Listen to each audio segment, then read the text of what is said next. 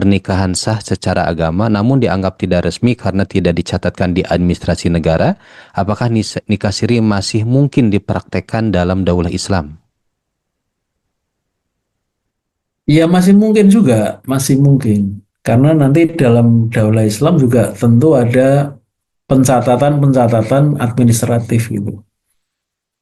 Jadi saya kira masih mungkin dan itu apa namanya nanti tergantung bagaimana imam atau khalifah itu mengaturnya. Apakah nikah siri itu nanti bisa mendapat pengesahan atau tidak dan kalau melakukan nikah siri misalnya syarat dan ketentuannya seperti apa gitu kan itu nanti tentu akan diatur ya.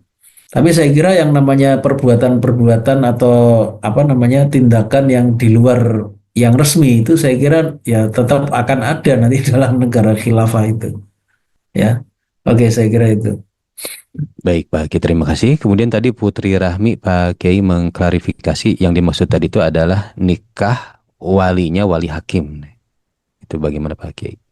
Ya, itu dimungkinkan terjadi kalau memang ada alasan yang sah secara syariat, wali yang seharusnya menjadi wali itu memang tidak bisa atau tidak apa namanya tidak ada atau tidak bisa menjadi wali ya. Jadi kalau walinya yang urutannya itu kan harus urut. Kalau ayah ada nggak boleh langsung ke ayahnya ayah gitu. Jadi kalau ayah masih hidup masih ada ya ayah, nggak boleh berpindah langsung kepada ayahnya ayah ya. Begitu juga kalau ayah udah meninggal itu ya urutan berikutnya ayahnya ayah, nggak bisa langsung wali hakim gitu. Jadi orang yang akan petugas KUA itu kalau mau menikahkan ini harus ngecek betul ya apakah memang dia itu wali yang mau menjadi orang yang mau menjadi wali itu memang sesuai urutan ya wali gitu. Nah, kalau memang nanti ada urutan yang tidak apa namanya orangnya sudah meninggal, nah itu nanti ya kalau sudah dicek and dicek ya berarti dia berhak. Misalnya yang seharusnya jadi wali kan ayah kandung itu yang pertama. Kalau ternyata tidak bisa kan urutan kedua ayahnya ayah. Oh ternyata ayah kandung udah meninggal, ayahnya ayah udah meninggal. Itu urutan berikutnya itu adalah saudara laki-laki. Dicek lagi sama petugas kau ini benar ada saudaranya. Iya Pak. Bapak udah meninggal. Iya Pak. Kalau bapaknya bapak udah meninggal. Nah, berarti urutannya memang benar harus dicek itu. Ya. Atau misalnya walinya itu ada tapi ternyata tidak mau menikahkan itu juga nanti harus dicek and dicek. Nah, untuk kasus ini namanya kalau dalam istilah fikih itu namanya wali adol pakai dot ya. Wali adol itu artinya dia wali tapi enggan menikahkan dengan alasan yang tidak syar'i. Nah, ini kalau wali adol, wali yang enggan menikahkan dengan alasannya tidak syar'i ya namanya wali adol itu enggan menikahkan dengan alasan tidak syar'i ini nanti akan diganti oleh wali hakim. Nah, jadi memang hukum asalnya wali itu harus mengikuti urutan, tapi kalau ada wali yang namanya wali adol, wali enggan menikahkan dengan alasan tidak syar'i nanti bisa diganti oleh wali hakim dari KUA. Atau misalnya walinya itu setelah dicek ada kendala jarak jauh ya misalnya orang Jawa mau nikah ya orang Jogja tapi ayahnya misalnya ternyata di Kalimantan nggak punya uang transport, ayahnya di Aceh nggak punya uang transport misalnya, nah itu nanti bisa digantikan oleh wali hakim ya. Nah jadi intinya kalau walinya itu masih ada ya wali yang ada itu sesuai dengan urutan. Nah kalau wali hakim itu ketika ada kondisi-kondisi khusus ya misalnya walinya itu tempatnya jauh atau walinya tadi wali audhol pakai ain ya audhol audhol itu wali yang dia itu sebenarnya berhak secara urutan tapi tidak mau menikahkan dengan alasan yang tidak syar'i misalnya ayah kandung punya anak perempuan, anak perempuannya orang Jawa, terus ternyata calon suaminya orang Sunda.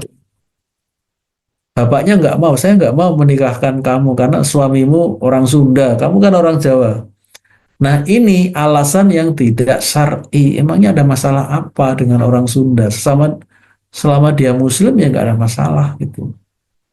Nah ini kalau nanti dia tidak mau menikahkan dengan alasan calon suami beda suku dengan anaknya yang Jawa, ini alasannya namanya alasan tidak syar'i. Nah ini nanti akan bisa digantikan oleh wali hakim. Ya demikian. Baik Pak Kiai, terima kasih. Kemudian dari saudara Kukuh Budiansyah, beliau bertanya, saya coba balik kasusnya Pak Kiai, kenapa harus nikah siri bila nikah sesuai aturan administratif tidak ada unsur pelanggaran atau unsur yang bertolak belakang terhadap Islam? Kecuali dilakukan dalam rangka tertentu seperti kasus ASN laki-laki yang harus mendapat izin atasan dan ASN perempuan yang dilarang menjadi istri kedua. Nah, itu bagaimana Pak Kiai?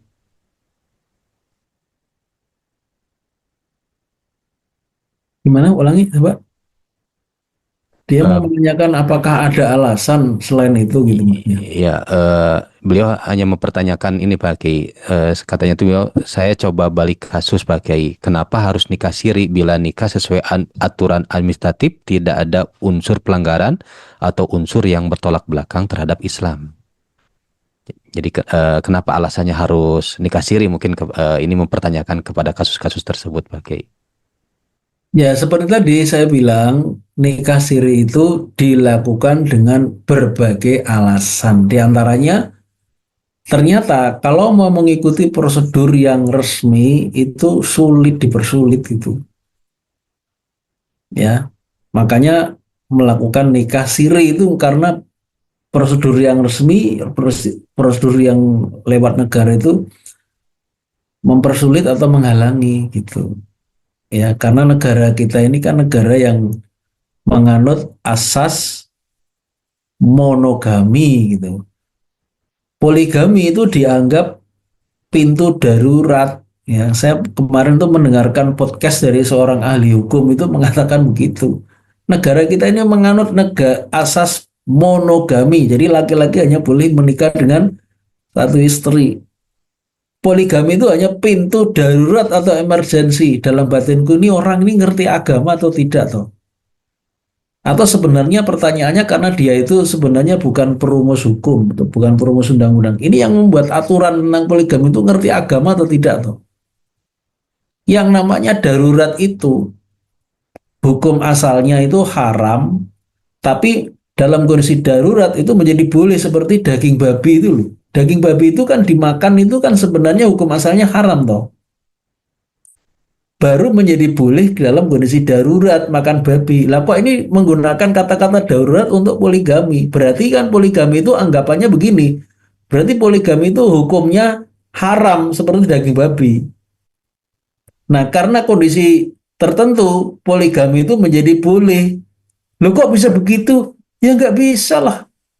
Ngawur itu namanya. Bagaimana mungkin orang mengatakan hukum asal poligami itu haram, baru menjadi boleh berdasarkan kondisi darurat. Itu nggak ada itu di kitab-kitab fikih manapun, mazhab manapun nggak ada itu.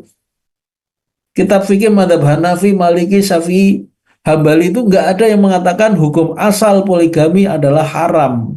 Baru dibolehkan dalam kondisi darurat. Itu yang benar tuh seperti itu. Nggak ada, maksudnya nggak ada ulama yang mengatakan kayak gitu, nggak ada yang mengatakan bahwa poligami itu boleh berdasarkan daurat, itu hanya di Indonesia saja yang itu Undang-Undang Nomor 1 Tahun 74 yang prinsipnya monogami pernikahan yang mengatakan poligami itu darurat itu zaman rezim Soeharto yang orang-orangnya itu pikirannya pikiran-pikiran sekuler yang anti Islam kok dijadikan hukum yang seakan-akan benar, nggak bisa itu. Jadi menurut saya memang kadang-kadang ya kita itu harus kritis ya, walaupun itu hukum negara sekalipun itu tidak menutup kemungkinan sebenarnya hukum-hukum yang seperti itu sebenarnya bertolak belakang dengan Islam gitu loh. Kok bisa negara ini menganut perkawinan itu asasnya monogami? Apa dasarnya gitu loh? Nggak ada itu dasarnya itu asas monogami.